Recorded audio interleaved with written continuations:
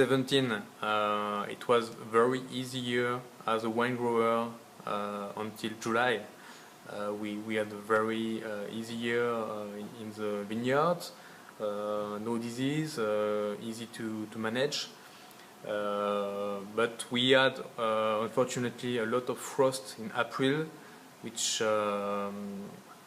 had for consequence that we lose a lot of grapes in April. But in July we were really optimistic on the vineyard, on the harvest, because of course we didn't have a lot of big yield, but the vineyard were very safe. But at the end of July and in August we had a lot of rain, and more at the end of August we had big rains, big storms, and above all we had 3 days of very high temperatures from the 27th of August, more than 30 degrees and a lot of humidity. So it was not very good for the grapes. So we started to have some botrytis, which is not a good thing for the harvest. So 17 was a challenging year because we had to pick the grapes very carefully. We had to choose the grapes, so it was a very difficult harvest with a lot of work in the vineyard to choose the best grapes and keep the quality. And we also had to taste each must in the winery when the musts are arriving. We had for us 2 enologists, 2 winemakers dedicated to the tasting of the juice to be sure everything is okay, and to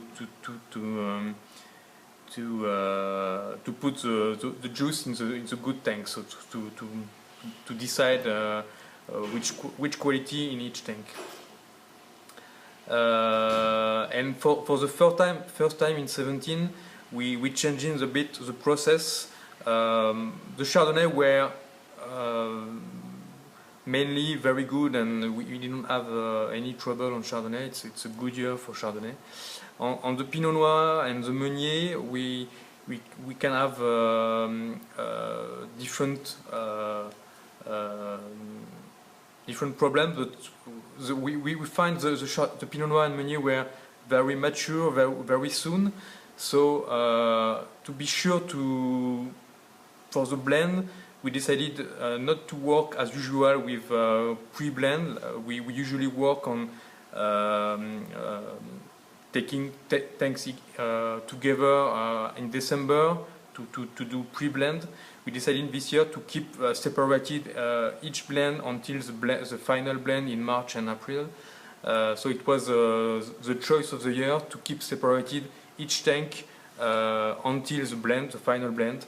So for the final blend it was difficult because of course we had a lot of choice, a lot of tanks to choose, but I think it was a good choice because the wine were changing a lot from November to March, so we had a lot of evolution in the wine. So when we made the blend, for example for the Brut Royal in March, April, I think we had the best vision of the potential of each tank.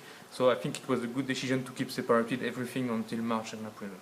How about the reserve wines? So of course, as the yields were low, we had a lot of frost in April. The quantity in the vineyard were not so high, and as the quality were not as expected in Pinot Noir and Meunier, we decided to use more reserve wine in 17 than the other years.